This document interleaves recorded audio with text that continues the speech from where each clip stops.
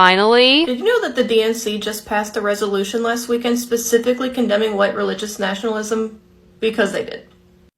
It's called Resolution 20, and it includes some clauses such as, one of many heinous elements of white nationalism is its perversion of religion to make their hateful message seem more palatable. White religious nationalist ideology is advanced by a vocal yet powerful minority and does not represent the values of the majority of Americans, either of faith or secular.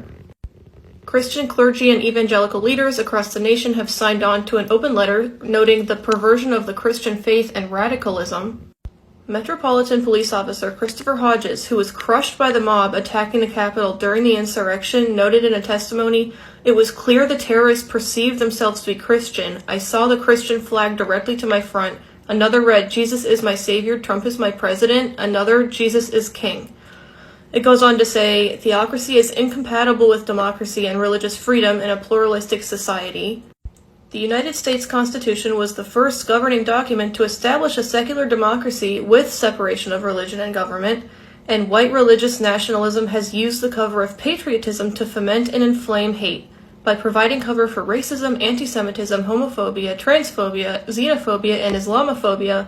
And my personal favorite, which explains basically everything that these Christian nationalists are doing, they've distorted the legal definition of religious liberty to include discrimination, denial of public accommodation, denial of health care and women's freedoms, defunding the social safety net, defunding public schools, restricting cultural and historical teachings, all while gaining unfettered access to taxpayer dollars their institutions can use to proselytize and discriminate.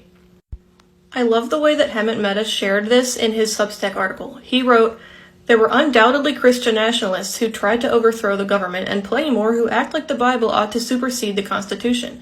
They want to rewrite history to pretend the nation's founders cared more about spreading the gospel than creating a lasting democracy.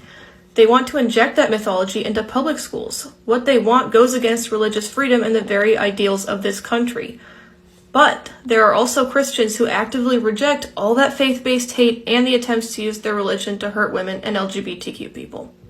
He shares a quote from fellow religious freedom activist Sarah Levin, who said, "For decades, the white Christian nationalist movement has been operating in plain sight, yet has remained invisible to most Americans, despite the secularist movement's best efforts to sound the alarm, until now."